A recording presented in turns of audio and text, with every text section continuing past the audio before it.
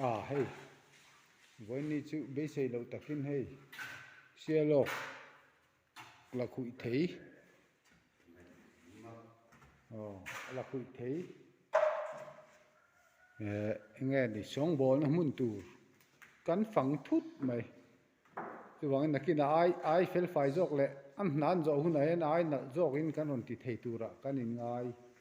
anh hey bùi khóc mày hey anh hi nani in khát na số ta call control na số lại mà hey chú na thọ na muốn tu ra ni cái ring aru mi zau riêng mấy cái hết hiếm về chia lo va hey aru mi zau ta cái này a square hi contactor in soi se adikin cái ring hey hi contactor chunia adu le he làm room te poi la om ngoro a room hi kan la photanga chuan hei hi nia tiang lai room ma room sang te pol lo ma ni chuan a chak le po khi he ta hi column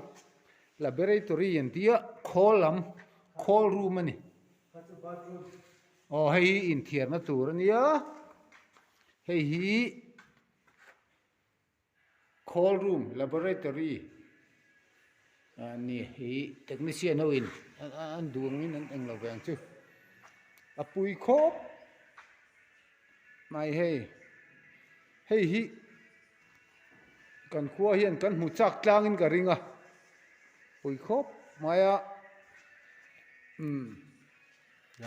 inau te ho hi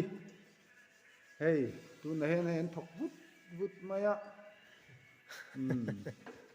hey hi engza man nge he na hi tu na ai in ni tu na in ni kan pala in khat so la yo ma hey in ni na ni hey ai alien zo hey engza man nge tu na khoi lai hi boiler room tur a chhum na mun tur ania tan bangalom dona ai kara hian mo mi arel china hian chu chhum mun tur an dona chuan hemi room korong tu na mi a hi chu khol pui mun tur ania ai tanki lian pui awanga mo aluminium tanki an chi kha nakina so lampang so kudam ania ti lan lam so ti son kongka so lang ta le lam so kudam so fit som panga fit som thum tu na kanom na tak hi som fit som li panga fit som thum zau so lam so fit som li panga le fit som thum a square so office so fit som pahi fit som panga laboratory so fit som pahi fit som pakhat kan kho ku chho ve kan ya chung steel zong po hi mo ta te thian dun khoi sialo tuk ver frame hi puja siama fa pau minga tuk ver zong hi kan khomi lang hlak ku chhuak ve ka vai hian hey hi nia tunan soi tak ang de khan sialo ku chuak lang ani king a structure zong khi puta te le oite a nania chuan so lampang ami te so le tukver ho zong hi keima ni khokut chuak tho ani chu wang chon ro pui don nakina ai fel mu jogin ngal la ron tilanga tu ni avoi khat na nia kan khua hian thu le lai tama kan khua hian kan mu chak tang chu tu na hian pon lama tangin kan tilang voi ni chu anuam khop mai hei hi alai mun song bol na ta na anti tho ania pineapple processing plant anti kan ho tu ten chu nia zo pa tak chon kan chiang chialo mai the hei hi la khui thei song bol na tur ti na ni chu chuan hei hi in lian deuh mai ne alian khop maya lai hi tuna om na mun hi he ta na kolung do mual tha vel mi khani ti chuan hei hi ania tuna hian a khawl hmun hei hi current lampang control na tur hmun ani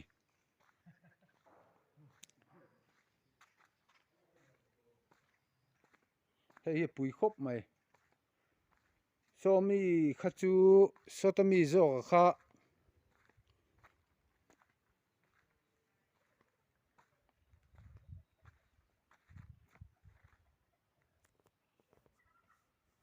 ala khui thei khoina tak tak tur na he ro chu current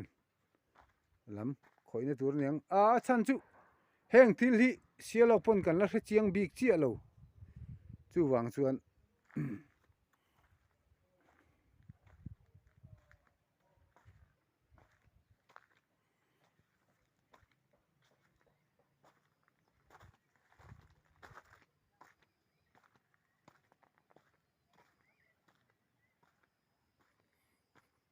hei hi kalu le don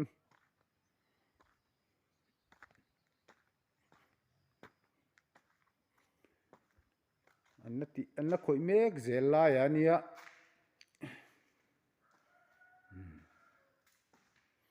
heng hi khawl hmun pui chu ni a then hi a sawr na te nia then hi a chuan na te nia kan hre kim vek bik ri lo tun thila chuan nakina fel fai zo ka ron ti lan thei hun tu om tura kan ngaia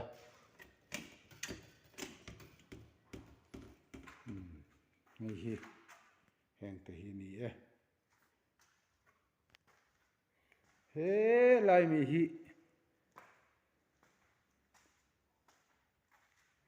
hei hi la khui thei vel na tur an ti kan hre thiam lo khawp mai ataka lo lan lo chuan an vel huna kan la ron ti lang le tura ngaiang an vel huna te an chuan huna te kan la ron ti le lang tura ngaiang hei hi chan chu